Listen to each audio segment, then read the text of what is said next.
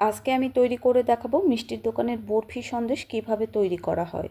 সব থেকে সহজ পদ্ধতিতে এই বরফি সন্দেশ আজকে আমি তৈরি করে দেখাবো। আর মিষ্টির দোকানে খুবই সহজভাবে এই বরফিটা তৈরি করা হয়। আর দেখেই বুঝতে পারছেন সন্দেশটা কতটা সফট এবং পারফেক্ট হয়েছে। আর দেখুন কোনো কিন্তু শক্ত দানা নেই, চাপ দিলে একদম নরম। আর এই দুধটা আমি ফ্রিজ থেকে বের করেছি, এখনও গ্যাস কিন্তু আমি জ্বেলে দিইনি। এটা কাঁচা দুধ। এবার দিয়ে দিচ্ছি 1/4 কাপ গুঁড়ো দুধ। আর কাঁচা দুধের সাথে ভালো করে মিশিয়ে নিচ্ছি। এভাবে কাঁচা দুধের মধ্যে গুঁড়ো দুধ দিয়ে যদি ছানা করেন তাহলে ছানাটা অনেক টেস্টি হবে।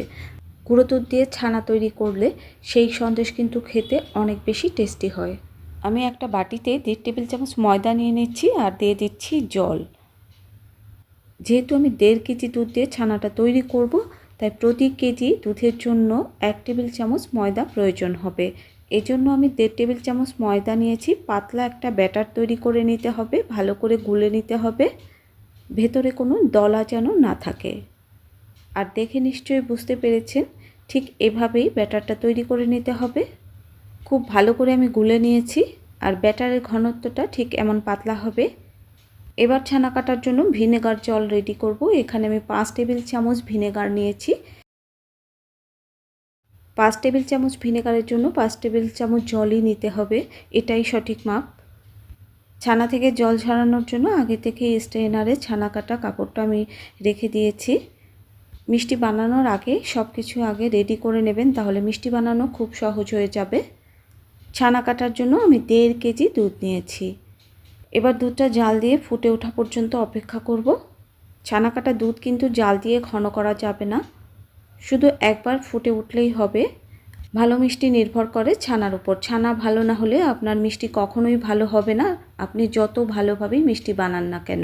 সন্দেশ বানানোর ছানা কিন্তু একটু অন্যভাবে বানানো হয়, সেটা দেখলেই আপনারা বুঝতে পারবেন। দেখুন দুধটা কিন্তু ফুটে উঠেছে। যখন দুধটা এরকম ফুটে উঠবে তখন গুলে রাখা ময়দার মিশ্রণটা এভাবে নেড়ে নেড়ে ঢেলে দিতে হবে। ময়দার মিশ্রণটা দেওয়ার আগে কিন্তু নেড়ে ভালো করে মিশিয়ে নিতে হবে। দুধটা যখন আবার ফুটে উঠবে তখন গ্যাস ওভেনের আঁচটা আমি কিন্তু একদম লো হিটে করে দেব। আর লো হিটে গ্যাসের উপর রেখেই কিন্তু ছানাটা কেটে নিতে হবে। রসগোল্লার ছানা যেভাবে কাটা হয় সন্দেশের ছানা সেইভাবে কাটা হয় না।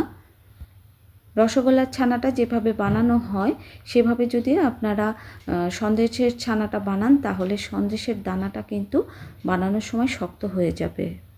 এই যে ময়দার মিশ্রণটা দিয়েছি এজন্য দানা কিন্তু সহজেই শক্ত হবে না। আর এই ছানাটা কিন্তু গ্যাসের উপর রেখেই অল্প জালে ছানাটা কেটে নিতে হবে। এবার ভিনেগারটা আমি একবারে দিয়ে দেব, দিয়ে ছানাটা আমি কেটে নেব। একটু আস্তে আস্তে করে কেটে নিতে হবে। আর এই ছানাটা কাটার পর আপনারা সাথে সাথেই সন্দেশ বানাতে পারবেন, 4 থেকে 5 ঘন্টা রেখে দেওয়ার কোনো প্রয়োজন নেই। ছানা কাটা হয়ে গেছে, এবার আমি ছানা থেকে জল ঝরিয়ে নেব। এবার ছানাটা আমি ঢেলে নিচ্ছি। আমি অল্প একটু ঠান্ডা জল দিয়ে টক জলটা বের করে নিচ্ছি। মিষ্টির দোকানে ঠান্ডা জল ছাড়াই কিন্তু টক জলটা এমনিই বের করে নেওয়া হয়। আর এই ছানাটা গরম থাকলেও কোনো অসুবিধা নাই, গরম গরমই কিন্তু সন্দেশটা বানানো হয়। এবার লক্ষ্য করুন ছানা থেকে আমি কিভাবে জলটা ঝরিয়ে নিচ্ছি। এভাবে দুই পাশে ধরে এভাবে হাত নাড়ালেই কিন্তু সুন্দরভাবে জলটা বের হয়ে যাবে। জলটা কিন্তু বের হয়ে গেছে।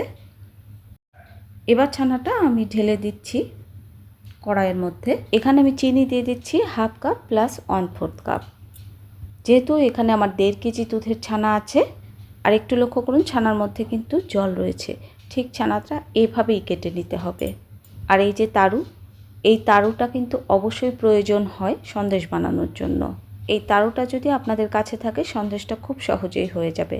যাদের কাছে এই তারুটা নেই আপনারা হাতার পেছন দিয়ে ঘষে ঘষে এই সন্দেশটা বানিয়ে নিতে হবে।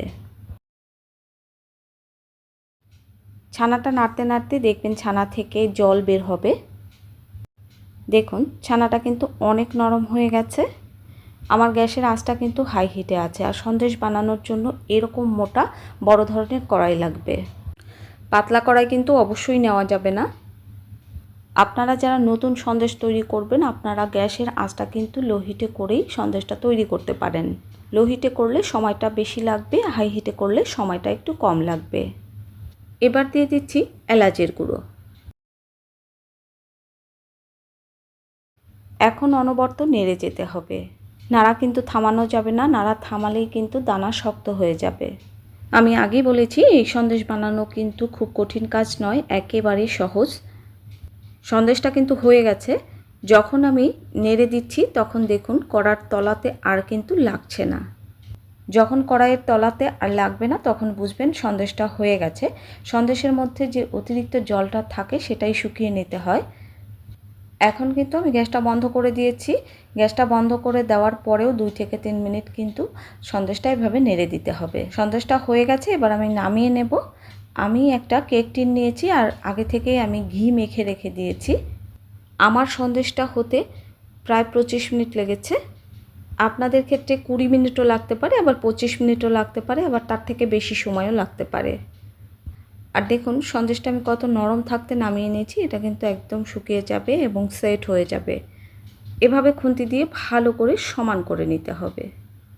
আমার রেসিপিটা যদি আপনাদের ভালো লাগে অবশ্যই লাইক, কমেন্ট, ফ্রেন্ডস অ্যান্ড ফ্যামিলির সাথে শেয়ার করবেন। আবার খুব বেশি ভালো লাগলে চ্যানেলটা সাবস্ক্রাইব করবেন। সন্দেশটা এভাবে শক্ত জায়গায় ঠুকে দিতে হবে। এবার এক সাইড থেকে আমি কেটে সমান করে নিচ্ছি। এবার দেখুন সন্দেশটা কত সুন্দর সেট হয়ে গেছে। প্রথমে আমি লম্বা করে কেটে নিচ্ছি, তারপরে এভাবে কেটে নিচ্ছি। এভাবে চৌকো শেপ করে কেটে নিতে হবে। একটা সন্দেশ আমি তুলে দেখাচ্ছি। দেখুন সন্দেশটা কতটা সফট আর পারফেক্ট হয়েছে। সন্দেশটা কিন্তু খুবই সফট আর নরম তুলতুলে, আমি তুলতেই পারছিলাম না। খুব সুন্দরভাবে কিন্তু সেট হয়ে গেছে। কিছু পেস্তা বাদাম আমি উপর দিয়ে ছড়িয়ে দিচ্ছি। এটি অপশনাল, আপনি চাইলে দিতে পারেন, না চাইলে নাও দিতে পারেন। সবাই সুস্থ থাকুন, ভালো থাকুন, টাটা।